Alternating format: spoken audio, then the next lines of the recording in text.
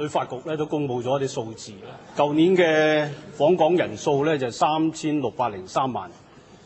就比同期咧係上升21.8嘅數字。咁我覺得呢個數字咧可以講係即係創新高啦，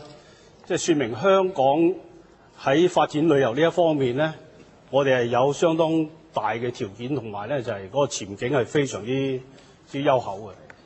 但係特首，我相信你都見到咧，即係最近呢段時間，亦都有好多關於旅遊嘅負面嘅新聞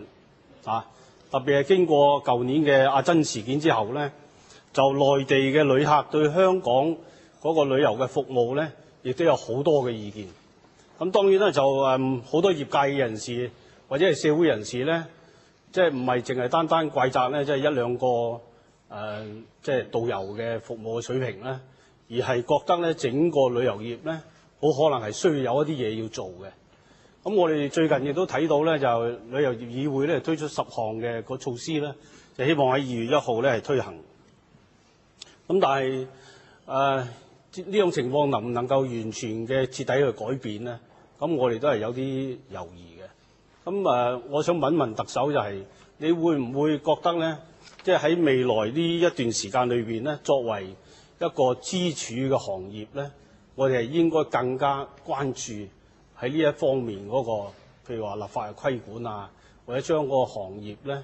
係專業化，甚至到係同內地咧係進一步商討咧，點樣去使到譬如話零團費嘅問題啊，或者係減價促客促銷嘅問題啊，能夠係改善。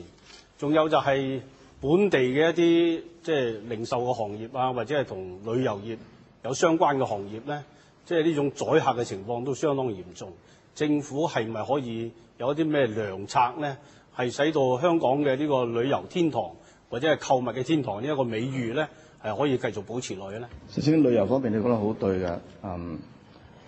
我哋而家現時咧喺呢方面咧，一定要關注。對於我哋不單是係旅遊收益咧。實情喺旅遊方面咧，增加咗香港人氣咧，本地消費亦都提高咗嘅。香港人始終，如果遊客多嚟使錢嘅時候，佢都想自己使錢多咗嘅，變咗對於本地經濟嗰個支柱係好重要嘅嘢嚟嘅。咁我哋亦都係千方百計咧，用每一年咧，旅遊局咧都有做自己嘅要素嘅功夫，有新嘅項目吸引多啲人嚟香港做呢樣嘢，都係繼續呢啲成功嘅。對於同內地嚟傾咧，我哋不停都傾呢個問題，零團費咧成日都係我哋同佢找尋都係點樣用方法嚟杜絕呢種咁嘅行為。咁我哋已經做咗好多嘅功夫，亦都會繼續會做嘅。內地當局同我哋不停都有交往嘅，係多層次添嘅。局長本身咧，而且我亦都去述職嗰陣時，亦都係會有喺連總理方面亦都提出到我哋呢方面有特別嘅要求添。所以我自己覺得而家現時做嘅方法係有嘅。但係對於具體方法嘅時候，大家方面，如果你有咩個別嘅意見，或者個別有咩意見嘅時候，我哋需要做嘅時候，我哋可以做得到更加好。對於關於一個旅遊業嘅從業員嘅專業化嘅問題咧，呢個咧我哋可以，呢個係長期嘅工作嚟嘅。我完全同意個方向係應該嘅。而家你見得到有關於佢哋管理嘅方法，亦都採取一啲步驟嘢管制呢一方面嘅樣嘢。我好相信陸續出台嘅咧，都會從呢個方向走嘅。咁呢個係個重要嘅支柱，亦都得到各方面業界方面嘅支持先可以辦到事。但係如果認為架構上方面係需要有一個整體嘅改善嘅時候，大家咪拎出嚟研究啊。但係咧就係在乎而家現時嗰個管理架構係咪有問題，出咗大問題。如果有問題嘅時候，大家都要研究啦。